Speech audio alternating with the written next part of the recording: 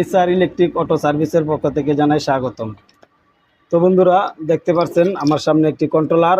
এই কন্ট্রোলারটি কি সমস্যা, আজকে এভরিথিং যা কিছু আছে আপনাদের সামনে কাজ করে দেখাবো।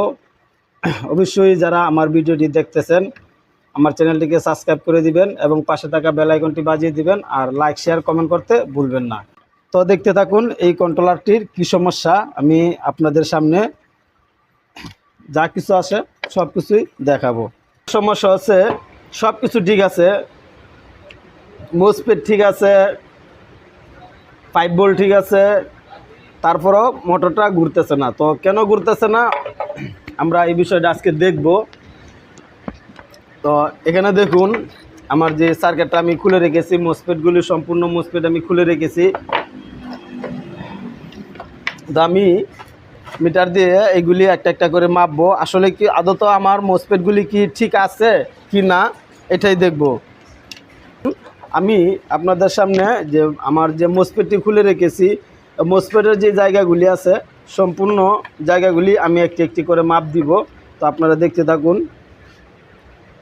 দেখুন মোসফেটের যে জায়গাটা ঠিক আছে, দেখুন মোসফেটের জায়গাটা ঠিক আছে,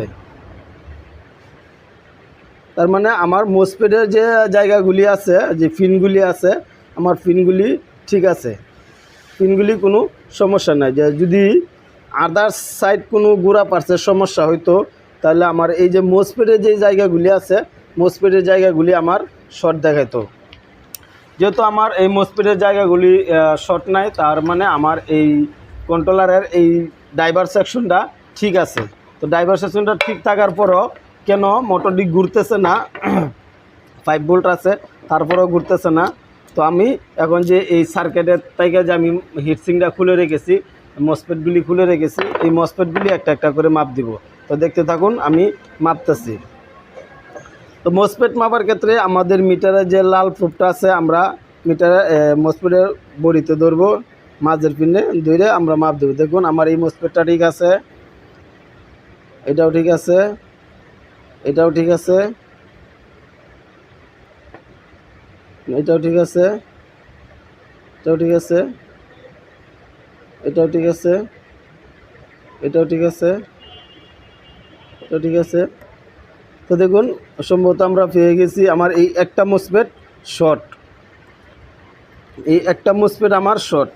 এই একটা মসফেট শর্ট থাকার কারণে সম্ভবত আমার মোটরটা চলতেছে না, কিন্তু এটা পুরোপুরি শর্ট হয় নাই, কিছুটা কাজ করতেছে, যার কারণে আমার এই কন্ট্রোল বক্সটা বা আমার যে মোটরটা এই মোটরটা জাম হয় না। জাম না হওয়ার কারণে আমরা বুঝতে পারতেছি না।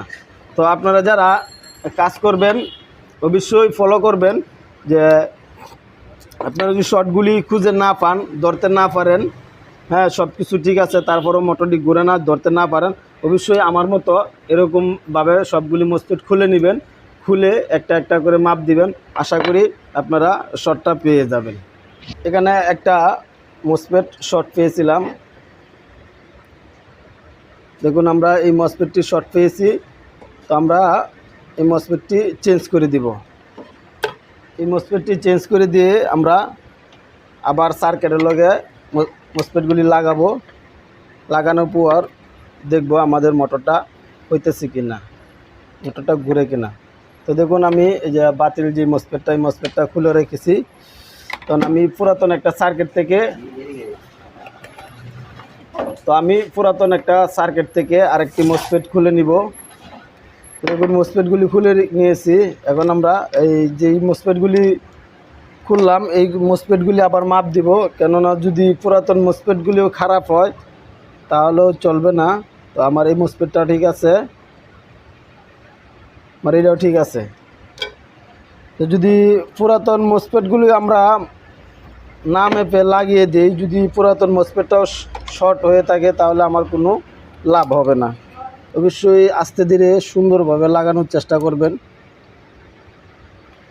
তো আমার এইগুলি একটু বাঁকা হয়ে গেছে, আমি এইগুলি একটু সামনের দিকে উঠিয়ে দিব। তো বন্ধুরা দেখুন আমি হিটসিং দিয়ে লাগিয়ে নিয়েছি। এখন আমরা এই যে মসফেটগুলি লাগাইলাম, এই মসফেটগুলি সবগুলি আস্তে আস্তে সোল্ডারিং করব। আমরা সুন্দরভাবে সোল্ডারিং করব, সোল্ডারিং করে তারপরে আমরা আবার লাইন দিয়ে দেখব আমাদের কন্ট্রোল বক্সটির কাজ হয়েছে কিনা। তো দেখুন আমি একটা একটা করে সোল্ডারিং করতেছি। তো সোল্ডারিংয়ের সময় অবশ্যই খুব সতর্কতাভাবে সুন্দরভাবে আস্তে ধীরে কাজ করবেন, সোল্ডারিং করবেন। বন্ধুরা দেখুন আমি জ্বালাইগুলি খুব সুন্দরভাবে দিয়ে দিয়েছি। আর এই জ্বালাইগুলি দেওয়ার পর আমরা থিনার বা অকটেল বা ডিজেল কেরোসিন দিয়ে যেটা দিয়ে পারি আমরা সুন্দর করে এগুলি পরিষ্কার করে নিব। তো আমি অকটেল দিয়ে এগুলি পরিষ্কার করতেছি। আমি এই সোল্ডারিংগুলি সুন্দরভাবে করে নিয়েছি। তো আপনারা ওইভাবে সুন্দরভাবে সোল্ডারিংগুলি করে নেবেন। আর যেখানে দেখবেন কোনাকাছি ফেটে ফুটে বা রাইনের মাথা এদিক সেদিক সরে গিয়েছে, এগুলি সমান করে দেওয়ার চেষ্টা করবেন। অর্থাৎ একটা কাজ করতে গিয়ে যেরকম সুন্দর যত ফিনিশিং দেওয়া যায় এতই দেখতে সুন্দর লাগে। এই সুন্দর করাটা হচ্ছে আপনাদের কাছে, আপনারা চেষ্টা করবেন সুন্দর করার জন্য। আমি যে জ্বালাইগুলি দিয়েছি পরিষ্কার করেছি, এখানে কোনো শর্ট নাই। তো আপনারাও এই শর্টগুলি সুন্দরভাবে ভেঙে দিবেন। তো বন্ধুরা দেখুন আমি এই কন্ট্রোলারটি সম্পূর্ণ কাজ করেছি। আসলে বড় কোনো কাজ না, বড় কোনো সমস্যা না। এটা সমস্যা ছিল মোসপেডের। তো 5 ভোল্ট আছে, মোসপেড ঠিক আছিল, মানে অর্থাৎ মোসপেডগুলি শর্ট দেখায় নাই বিদায় মিস্ত্রি ভাই কাজ করছে এই ভাই বুঝতে পারে নাই। তো অল্প স্বল্প শর্ট ছিল, যে কারণে মোটরটাও আমার জ্যাম হয় নাই, কাজটা ভাই করতে পারে নাই। তো দেখুন আমি আর যা কিছু করলাম আপনাদের সামনেই এই মসপেটগুলি সম্পূর্ণগুলি খুলেছি, খুলে তারপর এই মসপেটগুলি একটা মসপেট শর্ট পেয়েছি, আমরা এই মসপেটগুলি লাগাইলাম। লাগানোর পরে এখন দেখুন আমার সামনে একটা পুরাতন মোটর চেক দেওয়ার জন্য আমি এই মোটরগুলি লাইনগুলি লাগিয়ে দিয়েছি। এইগুলি লাইনগুলি লাগিয়ে দিয়েছি। দেখুন ব্যাটারির সাহায্যে আমরা এই কন্ট্রোল বক্সেতে ভোল্টেজ প্রবেশ করাইলাম। ভোল্টেজ প্রবেশ করানোর পর এখন আমরা আপনাদের সামনে লাইন দিব। তো দেখুন আমি চার্জার দিতে লাইন দিয়েছি, দেখুন আমার চার্জার দিতে সবুজ বাতি চলে এসেছে। তো আমরা এখন মোটরটার দিকে ফলো করুন, দেখি আমরা আমাদের কাজটি কি হয়েছে কিনা, সাকসেস করতে পারলাম কিনা। তো দেখুন আস্তে আস্তে আমি পিক আপ দিচ্ছি। আলহামদুলিল্লাহ দেখুন আমার মোটরটি সুন্দরভাবে ঘুরছে, দেখুন মোটরটি ঘুরতেছে। তো এই ছিল আজকের ভিডিও।